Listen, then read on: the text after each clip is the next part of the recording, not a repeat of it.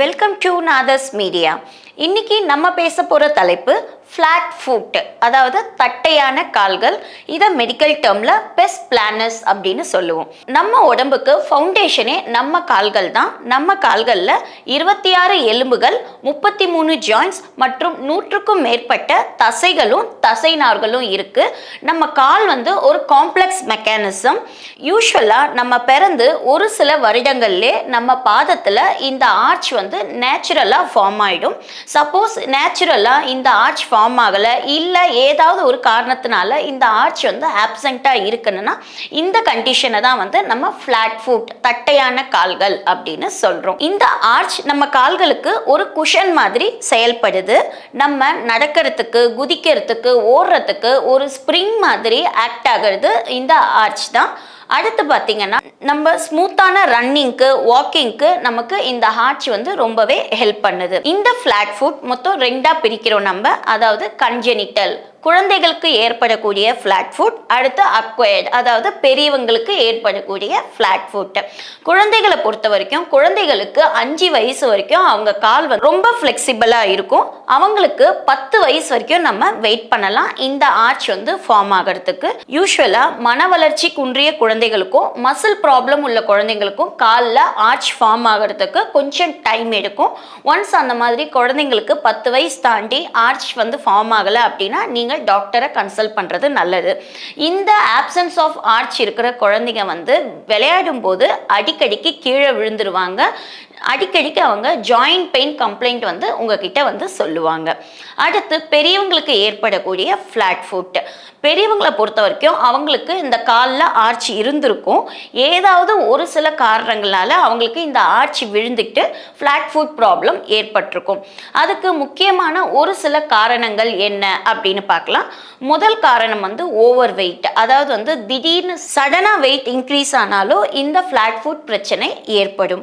அடுத்து diabetic patients, முடக்குவாதம்னு சொல்லக்கூடிய rheumatoid arthritis patients, pregnancy patient, டெண்டான் problem இருக்கிறவங்க, காலில் ஏதாவது காயங்களோ இல்லை அதர் இன்ஜுரிஸ் ஏற்படுறவங்களுக்கு இந்த பிரச்சனை ஏற்படும்.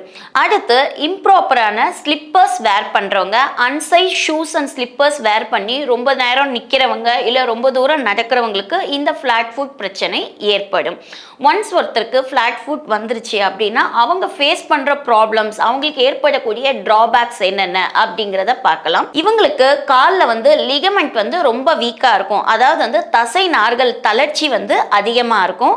இதனால இவங்களுக்கு காலில் வலி அடிக்கடிக்கு ஏற்படும். இவங்களால ரொம்ப நேரம் நிற்க முடியாது. இவங்க ரொம்ப நேரம் நின்னாங்க அப்படின்னா கால் வலி, பாத வலி, மூட்டு வலி, இடுப்பு வலி, இந்த மாதிரியான வலிகள் அதிகரிக்கும். நெக்ஸ்ட் பார்த்தீங்கன்னா இவங்களால ரொம்ப தூரம் நடக்கவும் முடியாது. நடந்தாலும் பாத வலி ஏற்படும். அது மட்டும் இல்லாமல் இவங்களுக்கு முட்டி வலி அடிக்கடிக்கு ஏற்படும். ஃப்ளாட் ஃபுட் இருக்கிறவங்களுக்கு கண்டினியூஸாக வாக் பண்ண முடியாது. இவங்க கண்டினியூஸாக வாக் பண்ணும்போது ஃப்ரீக்வெண்ட்டாக கீழே விழறதுக்கான வாய்ப்புகள் அதிகம் இருக்கு. இதனால சுளுக்கு பிரச்சனை ஏற்படும். அடுத்த இவங்களுடைய டிராபேக்ஸ் என்ன அப்படின்னு பார்த்தீங்கன்னா இவங்களுடைய ஸ்லிப்பர்ஸ் சீக்கிரம் தேஞ்சிரும். அதுவும் ஒன் சைடாக இவங்களுடைய ஸ்லிப்பர்ஸ் தேய ஆரம்பிக்கும்.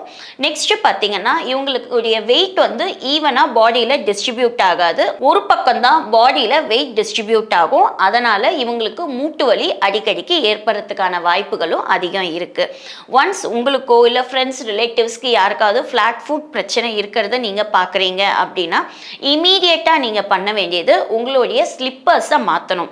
அதாவது நீங்கள் உங்களுடைய ஸ்லிப்பர்ஸ் ஆர்ச் சப்போர்ட் இருக்கிற ஸ்லிப்பர்ஸ் யூஸ் பண்ணணும்.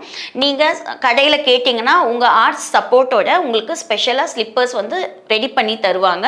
ஸோ அந்த மாதிரி ஆர்ச் சப்போர்ட் இருக்கிற ஸ்லிப்பர்ஸை நீங்கள் வேர் பண்ணணும். நெக்ஸ்ட் திங் பார்த்தீங்கன்னா நீங்கள் ஷூ போடுறவங்களா இருந்தால் உங்கள் ஷூஸில் இன்சோல் சப்போர்ட்னு உங்களுக்கு கிடைக்கும். ஸோ அந்த இன்சோல் சப்போர்ட் இருக்கிற ஷூஸை ஷூக்குள்ளே பிளேஸ் பண்ணிக்கிட்டு அதுவும் அந்த இன்சோல் சப்போர்ட்டும் உங்களுக்கு ஆர்ச்சோட இருக்கும். இன்சோல் சப்போர்ட்டோட நீங்கள் நடக்கிறது நல்லது. ரெண்டாவதாக நீங்கள் பண்ண வேண்டிய விஷயம் ஃபிசியோதெரபிஸ்ட்டை போய் மீட் பண்ணணும். ஏன்னா உங்களுக்கு இந்த ஃப்ளாட் ஃபுட் பிரச்சனையை பொறுத்தவரை மருந்தோ மாத்திரைகளோ எதுவும் கிடையாது. ஃபிசியோதெரப்பி மட்டும்தான் ஒரே ஒரு சொல்யூஷன்.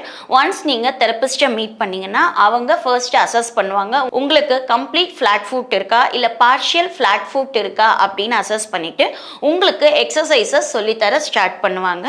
ஸோ எந்த மாதிரியான எக்ஸசைசஸ் அப்படின்னு பார்த்தீங்கன்னா டவல் ஸ்ட்ரெச்சிங் எக்ஸசைசஸ், அப்புறம் டவல் ஸ்குவீசிங் எக்ஸசைசஸ், அதாவது தரையில் வந்து ஒரு டவல் போட்டுட்டு உங்கள் காலில் இருக்க விரல்கள் வச்சு நீங்கள் அந்த டவலை ஸ்குவீஸ் பண்ணி எக்ஸசைஸ் பண்ணணும். அந்த மாதிரியான exercise.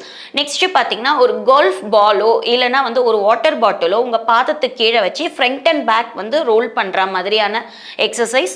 Then single leg standing, inside out standing, outside in standing, இந்த மாதிரியான எக்ஸசைசஸ் உங்களுக்கு சொல்லி தருவாங்க.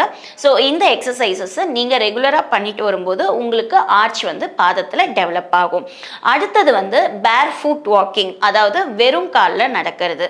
நீங்கள் அன்ஈவன் சர்ஃபேஸ்லையோ இல்லைனா வந்து கல் தரை, மண் தரை, இந்த மாதிரியான தரைகளில் பேர் ஃபுட்டில் வாக் பண்ணி ப்ராக்டிஸ் பண்ணுறது நல்லது. அடுத்து நீங்கள் பீச்சில் நடக்கிறவங்களா இருந்தீங்க அப்படின்னா நீங்கள் ட்ரை சாண்ட், வெட் சாண்ட் மாற்றி மாற்றி பீச் மணலில் நடந்து ப்ராக்டிஸ் பண்ணுறது நல்லது. ஸோ இந்த மாதிரி நீங்கள் ப்ராக்டிஸ் பண்ணும்போது உங்கள் காலில் இருக்க தசைகள் எல்லாமே வந்து ஆக்டிவேட் ஆகும். இது வந்து ஆர்ச் டெவலப் ஆகிறதுக்கு ரொம்பவே யூஸ்ஃபுல்லாக இருக்கும். சப்போஸ் நீங்கள் டயபெட்டிக் பேஷண்ட்டாக இருக்கீங்க அப்படின்னா இந்த பேர் ஃபுட் வாக்கிங்கை அவாய்ட் பண்ணுறது நல்லது. தெரப்பிஸ்ட் சொல்லித்தர எக்ஸசைசஸை நீங்கள் கண்டினியூ பண்ணிக்கிட்டு ஆர்ச் சப்போர்ட் உள்ள ஷூஸ் அண்ட் ஸ்லிப்பர்ஸ் வேர் பண்ணும்போது கண்டிப்பாக வந்து உங்களுக்கு ஆர்ச் டெவலப் ஆகும். நன்றி.